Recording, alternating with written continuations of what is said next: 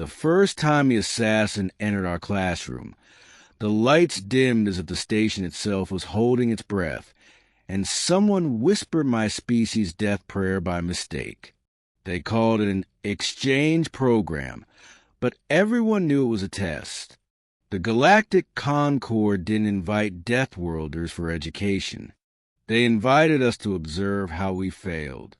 I was Elias Ward, human representative from Earth, sitting among creatures evolved from poison swamps, vacuum reefs, and stars that ate their own planets. And now, standing at the front of the room, was a professional killer introduced as a fellow student. None of us were prepared for that. The assassin's name was translated as Kara, a mantis-shaped being encased in matte black armor that drank the light, for eyes tracked every movement in the room. Each limb ended in retractable blades etched with kill count sigils. The instructor, an avian scholar who had never raised his voice in 3 centuries, announced calmly that Kara specialized in educational eliminations. Several hearts stopped, not metaphorically.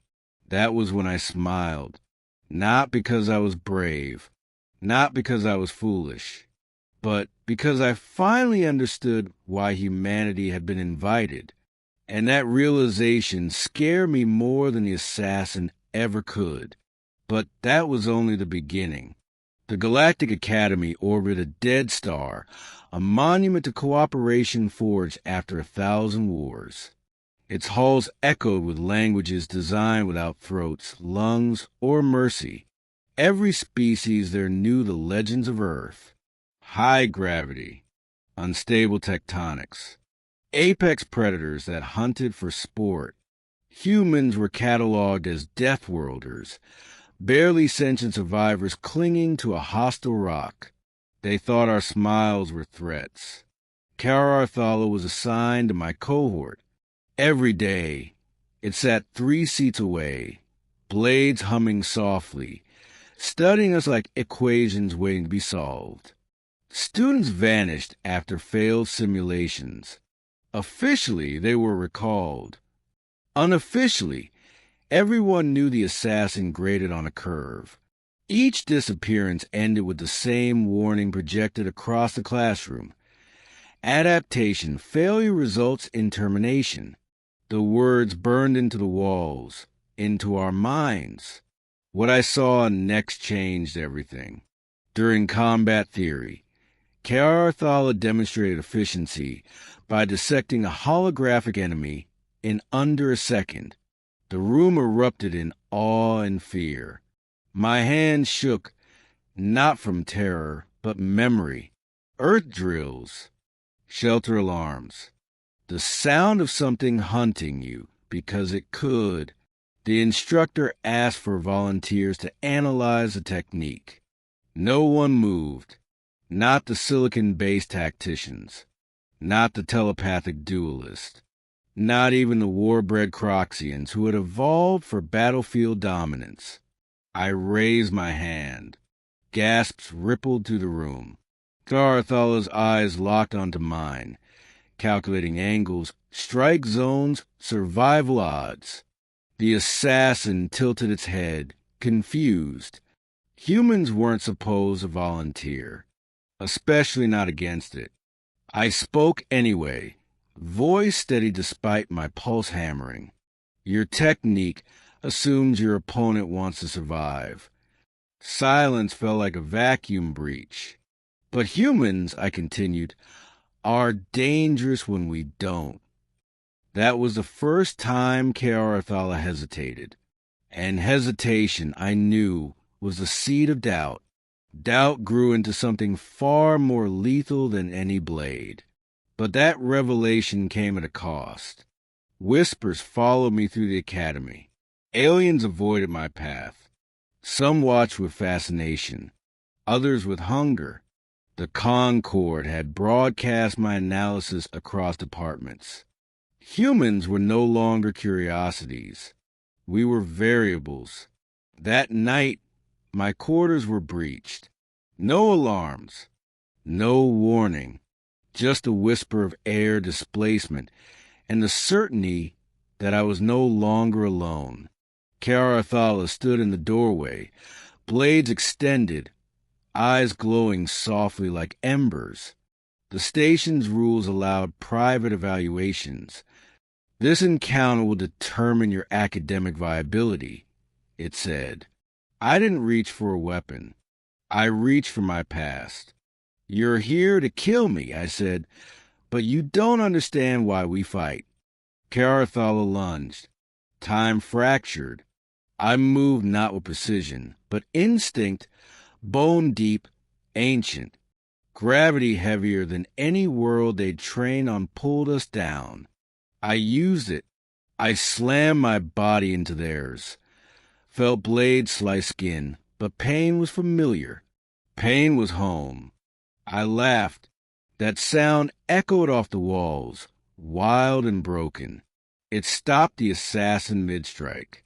What are you? It demanded, voice distorted by something close to uncertainty. A survivor, I said, blood pooling on the floor, from a planet that tried to kill us every day. I didn't win, but I didn't die.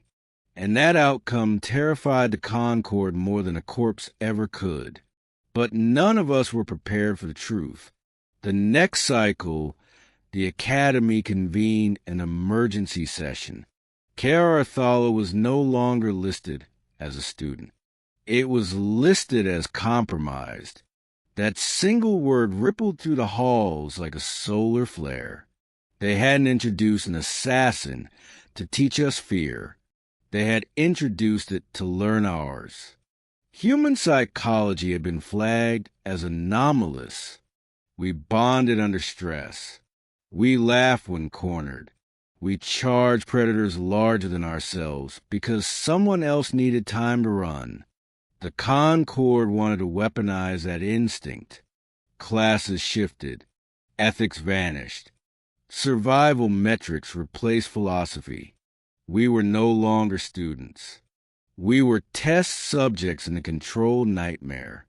Around the midpoint of the term, they revealed the real trial. The Academy would be attacked. Not a simulation. Not a drill. A controlled incursion by an extragalactic swarm that had already erased 3 civilizations from the star maps. Students were to be observed. Survivors would be recruited. Casualties were acceptable. That was the moment everything snapped into focus. I remembered Earth's history. Drafts, conscription, leaders calling it necessary. The difference was simple. On Earth, we chose to fight for each other. Here, they expected us to fight for them. Karathala found me in the observation ring. Armor removed. Carapace scarred where my fists had landed. Without the armor, it looked smaller, vulnerable, almost young. They will send us to die, it said. They already have, I replied. For the first time, the assassin asked a question not required by protocol. Why are you smiling?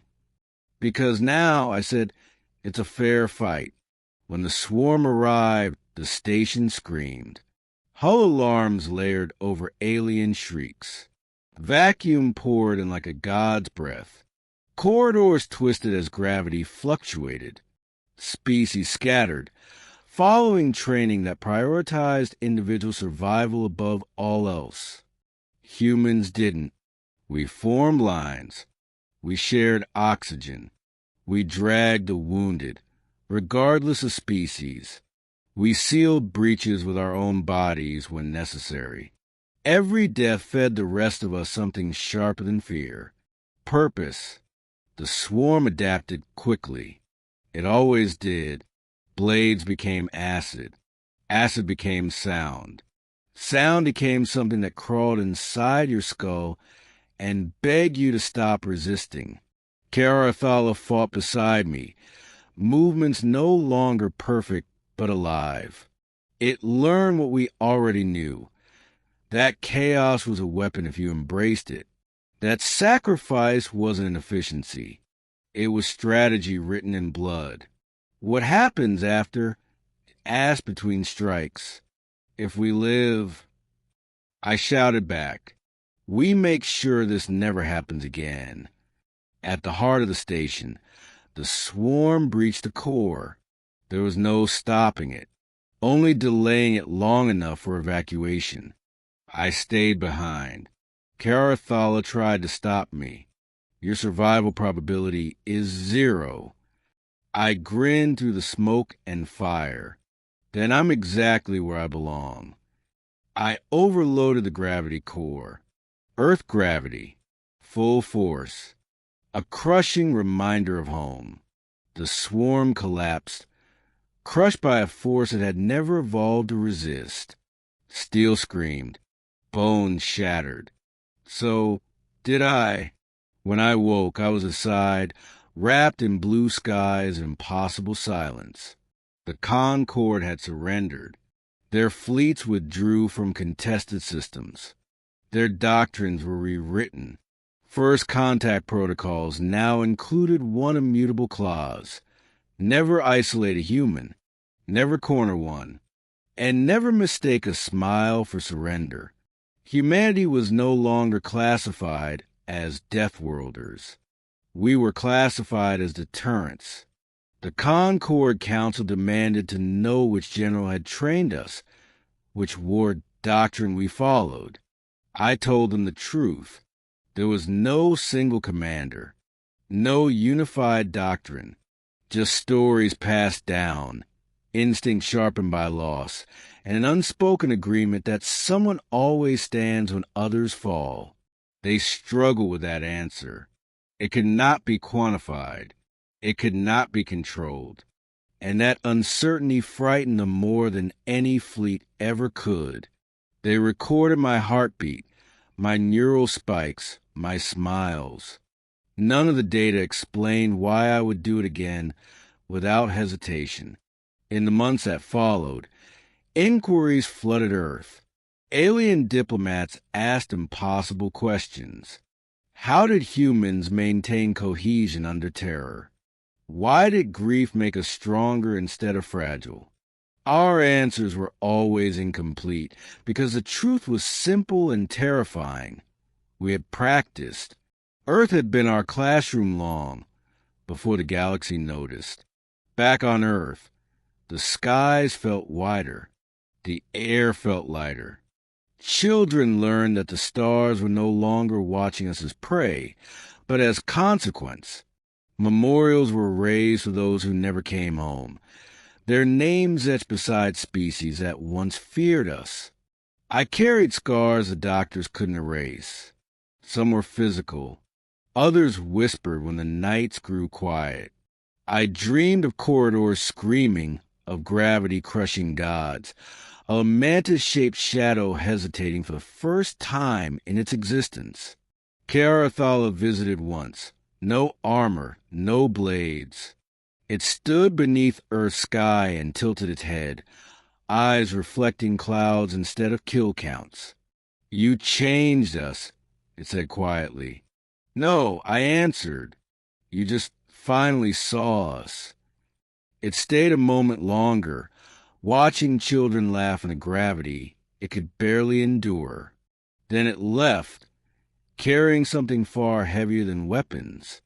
The last thing I remember before the stars went quiet was the certainty that the galaxy would never introduce an assassin into a human classroom again, because we had taught them something far more dangerous than how to kill.